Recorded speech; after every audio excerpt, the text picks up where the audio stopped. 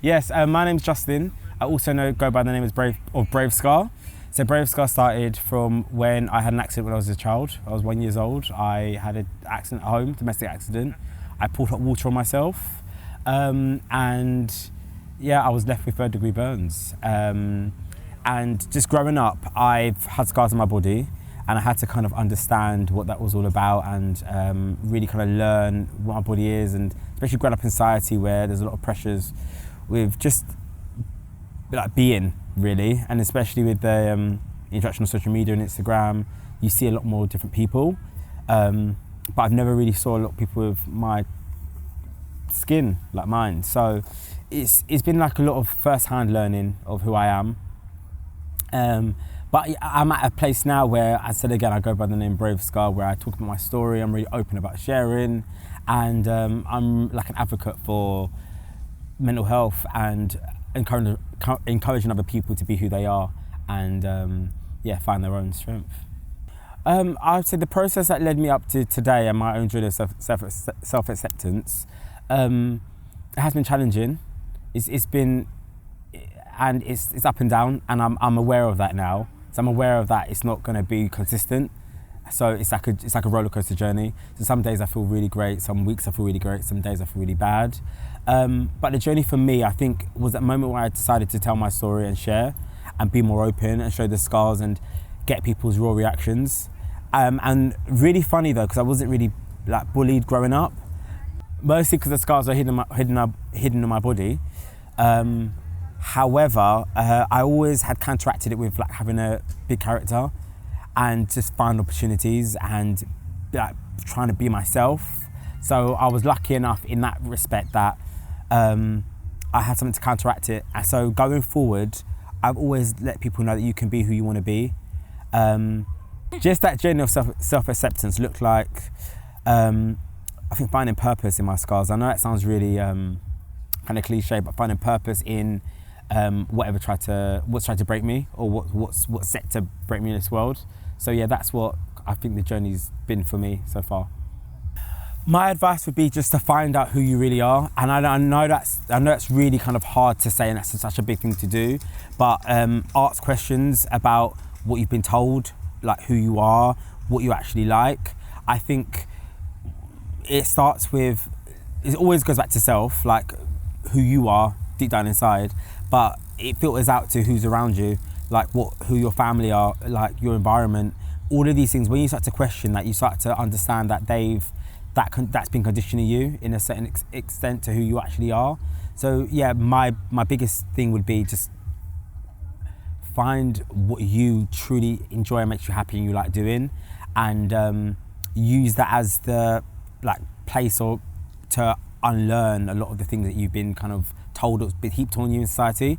So a lot of things for me is like I'm told to look or be a certain way, and I always try to break that mold. That's my kind of thing. It's tough, it's super hard, but when you start doing it, you start finding, I think, that kind of true sense of self and who you are, really.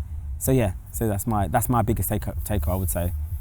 Yeah, I did feel different, and I still do feel different, and I think some days I feel unique. Some days I feel my scars are beautiful. Some days I think my skin texture and the endless possibilities I can do with it is amazing. The stories, opportunities I've had, I wouldn't have gotten if it wasn't for my scars and like owning it. And then some days you do feel like you just want to maybe look like other people and be yourself.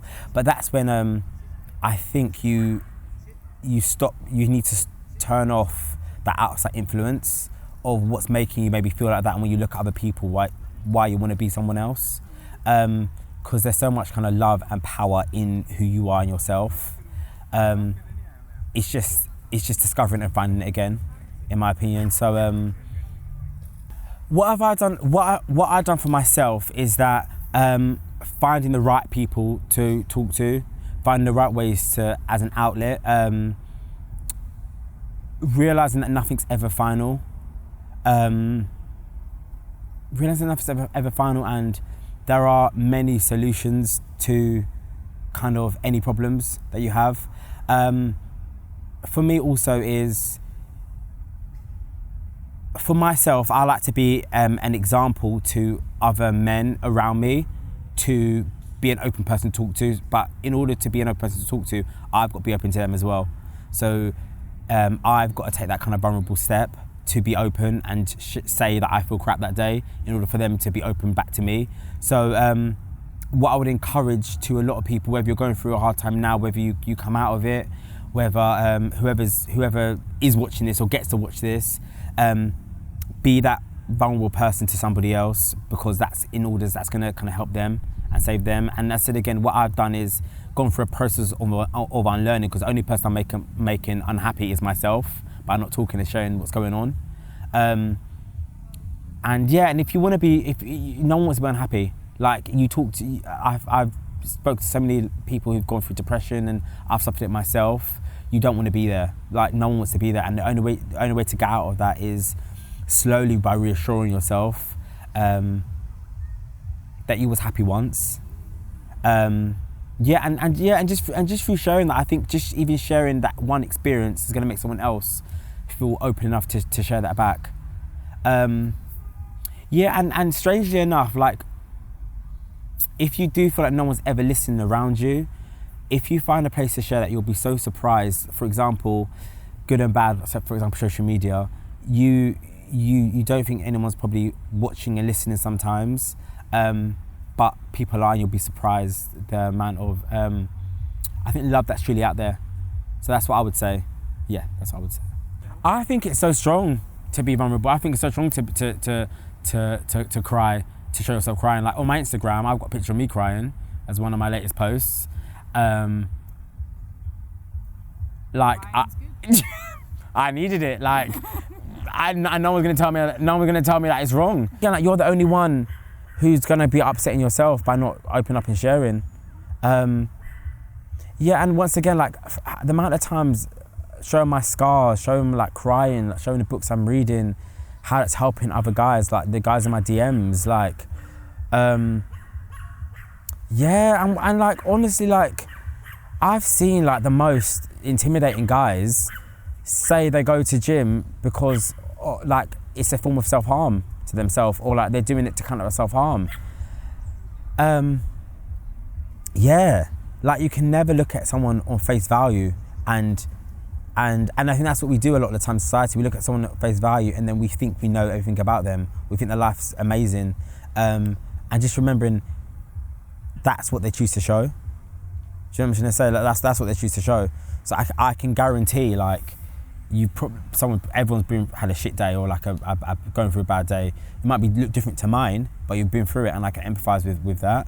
But I'm then going to choose to make my pain is never going to be the same as yours, but I'm going to choose to make my pain better. And when you start opening up yourself to that, you just see how much stuff in life is just very created to put in front of you, and it's not kind of real. I think really great how you put that question as well, because for a long time I think my scars did define me, and was anything that I could actually, that was the reason that made me strong. That was a thing that made me resilient. That was the thing that made me different. That was the thing that made me upset. That's the thing that made me undesirable, desirable to somebody else. But what it's turned into now is like when I challenge myself a lot more now, and there's a lot more to me than my scars. There's always been a lot more to me than my scars. And when I include the other aspects of who I am, I realise that's what also is making me more strong, more resilient. When I challenge myself, like, my scars mean so much to other people, but what I put onto it and what I make it is more important now. I think the combination for me is that we all start the same in a roundabout sense of the way, and in order to, I think, become like better or stronger mentally or physically, it takes a lot of like failure. It takes a lot of rejection, and so for me, I said again, I feel my failure. I embrace the failure. It's tough, it hurts, it sucks. Like, no one, like, you don't want to fail at something when you're trying to be like grow mentally strong or physically strong.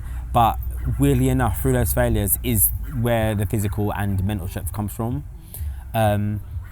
So yeah, that's what it is. You've got to put it down to the game sometimes. You've got to put it down to, in order to break past those barriers, you have to fail, you have to fall down. You don't learn, in my opinion, by always winning and getting better each time. And just physical strength for me. I put it to being happy. I put physical strength to being happy. Whether that's you want to look a certain way, whether that's you want to feel a certain way. Once again, it's comes back down to self. Like, someone will always, if you start seek that outside validation from other people, you'll never feel enough. You'll never feel like you've actually gotten to that point. So it's that anything comes back to, self, really. And I said again, we do want to look a certain way sometimes. You do want to like look our best for other people, but are you really doing it for yourself? Because within that becomes failure. Within that becomes not feeling 100% at all times. And just for me as well, like, I fall into a trap sometimes of wanting to have a certain body type in order to appear strong, or have certain muscles on my arms and stuff like that to appear strong. But then, once again, that I've got to match that with, being my authentic self, and being like real with that, being vulnerable with that, and being scared sometimes comes into that, like challenging yourself, but being scared of doing that challenge, which is aligned to like maybe more feminine traits of like, fear and being scared and femininity and stuff like that. Like, it's matching that balance together. It's like, you can't be strong if you don't have fear. My name is Justyn, and this is my truth.